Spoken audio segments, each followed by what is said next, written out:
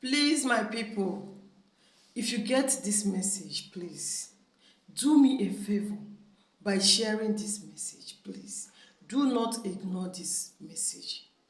Let us save our younger generations. Let us save our children. A lot and a lot are happening under our roofs, but we don't know. We are unaware of this. Yes, we've been hearing this, but the current situations, these things are becoming so alarming. So many of us parents, a lot and a lot are happening in our homes. A lot are happening in the schools. A lot are happening in the churches. And we don't know. So many of our children are lavishing and wallowing in pains, but there is no one for them to talk to. They are scared of telling us as the parents. Why? Because most of us parents are too harsh on these children. Majority of us are trained by harsh parents, and we are also using these hands on our own children, thereby scaring them away from confiding in us. So many of our children are crying in pains, they are dying in pains, they don't know who to relate to, they don't know who to talk to. Yet they have parents, but they are scared because they don't know the outcome of it. Once in a while, call your children and ask them questions. Do not be too harsh on them. Play with them, gist with them, ask them questions. I came across a particular video. Oh my God, I feel like crying while listening to this video. I feel like crying. I was shedding tears. I was shedding tears. As a parent, I know what this means. I was wondering how the parents of these children will feel hearing this kind of story. A particular man was sharing his experience recently. This man happens to be someone that goes out for seminars in schools and in other diverse places. So according to him, he was lamenting and pleading on parents, churches and schools to help in saving our children. He said in one of the occasions, a particular girl, after preaching to them, walked up to him and said, "Sir, I am tired of fornication." What? He said when he looked at this girl, she is so tender. How old are you that you are tired of fornication? He asked the girl, "How old are you?" And the girl said, 12 years old. And he said, "Who are you fornicating with?" She said, "The person is there in the seminar." Called the person, and he called on the guy came out. He asked the guy, "How old are you?" And the guy said he is 14. Then he asked, "How long has this been happening?" They said for the past 2 years. That means the girl was 10 and the guy was 12 when this whole thing started. "Where are you doing this?" He said, "In their house." "Who is your mother?" The girl mentioned, and it happens to be a particular woman he knew very well. He also asked the guy, "Who is your mother?" And the guy mentioned the same woman. It happens that both of them are of the same parents, and they have been fornicating with each other for the past 2 years, and their parents are unaware. What a taboo. That is not all. He said a young girl as well, who is about 11 to 12 years, approached him in another seminar and said, "Sir, I'm tired of this kind of life I'm living. I have been fornicating. I have been sleeping with the little boy that was kept under my custody." This is a house help that someone kept in the house.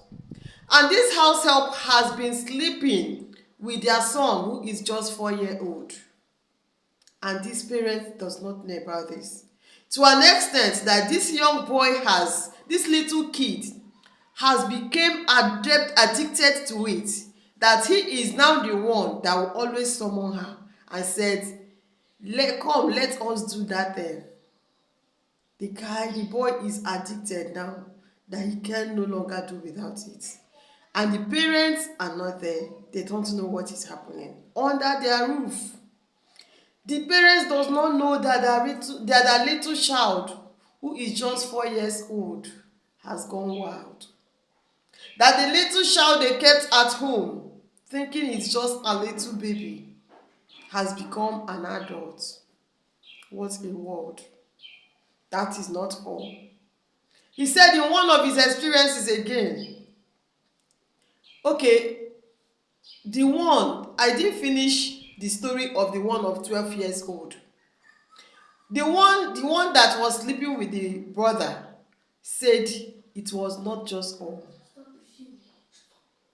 He said the girl also said that it is not only the brother that is sleeping with her, that there are still other guys that are sleeping with her, and they are also in this seminar. Lo and behold, he asked her to go and bring them. She brought 7 guys. One of them is in secondary school. And she said one of them did not come. That means she has 9 boys that has been knacking her. 9 boys sleeping with her. Just a 12-year-old girl. And you're looking at your child as a little child, not knowing your child has gone wild. Another experience, he said, a young girl also approached him and said, "Sir, I have committed so much. I had a lot of commitment." He looked at this girl. "How old are you?" She also said she is 12 years old. 12 years old, and you said you have committed so much. What is it? What is it that you're committing? She said she has been fornicating with a married man that has kids. That this man will come with a bike to pick her up from her home, then take her to his own home to go and molest her. And afterwards, he will return her back to her parents' house. And this has been happening. She is tired of living this kind of lifestyle. But there is no one for them to confide in, no one to talk to. They are scared. Most of us parents are too harsh that our children cannot even confide in us. Some of us are too busy. A woman will walk out early morning. She wants to go and pursue money. The man also is out of the home. And the kids are just living the kind of lifestyle they want. No one there to monitor them. And at the end of the day, what's the essence of the money you are pursuing? You are pursuing this money to better off the life of your children. You give them wonderful education, but moral training is equal to nothing. Then what is the essence of training these children? What is the essence of bringing them into this world? Please, parents, once in a while, call your children. Sit them down, even if it's one after the other. Ask them who is touching you, where are they touching you. Tell them the places they shouldn't allow anybody to touch them. Let them know they must speak up, no matter how much they are being threatened. A lot of uncles are sleeping with their niece, and even aunties are sleeping with their nephews. Cousins are sleeping with cousins. Sisters are sleeping with their brothers. Brothers are sleeping with their sisters. Fathers are sleeping with their own daughters. A lot is happening. The worst aspect of it is that when these children were being asked where they are doing all these things, they will end up saying in our homes, in the church, and in the school. Some in the bush. uncompleted buildings. Why? Because the parents are not there. We are not there for our kids. They can't even speak up. Some of them are being threatened that once they speak up, something or the other will happen to them, and they don't know who to talk to. And they are lavishing in pains. Some of these children want to speak up, but they don't know whom to confide in. Let me gist you. While I was teaching in one of the secondary schools, one day, some set of students came to call me. They said, "Ma, a particular girl wants to drink Izal." I said, "What? Izal?" I summoned on the girl. She was in SS1 then. I said, "Why do you want to do this?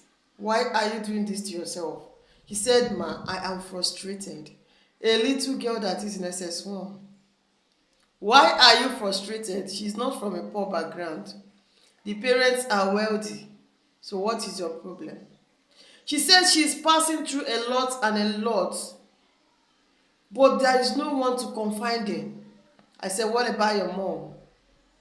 She said the worst aspect of it is that even when she tells her mom, at any slightest provocation, the mom will use it against her in public while scolding her, thereby exposing the things she told her in confidence.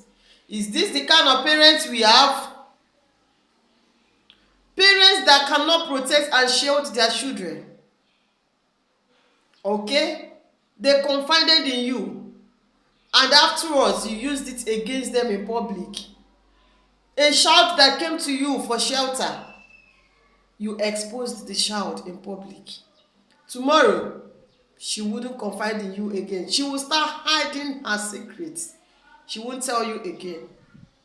Another thing, let us learn to nurture and lecture our children early enough concerning sexual activities. Let us teach them the necessary things they're supposed to know before others start teaching them out there. Many of us parents shy away from teaching our children because you feel it's a taboo. They are too young to know it. Even when social media is there to teach them. So many of them are doing biology and basic science in school. They are teaching them those things. Some of their friends, even when they don't have phone, have friends that have phones, and they see all these things there. Teach your children the right thing earlier enough before they learn the wrong one out there, and you will start regretting it. Let us sit up. Parents, please. Churches, be careful the activities going on in your churches. Is anyone there to monitor these youths or these kids? Parents, know where your child is going. Everything is not all about money, money, money. Honestly speaking, I got so many job opportunities far away from my home, but I refused. Why? Because of my kids. I resorted to teaching in my area just because I want to take care of my children. These children should be our priorities more than any other thing. In as much as we know that this country is a total mess, we are passing through a lot of difficulties, but that shouldn't make us to be carried away. Remember that even after gathering that money and those children are a total waste, your efforts are all in vain. Please, as you have listened to this message today, please share this message to parents. Share this message to churches and schools. Let them open their eyes and see what is happening around us. Save our younger generations. They are crying and wallowing in pains. No one to save them. Please, don't ignore this message. God bless you as you do.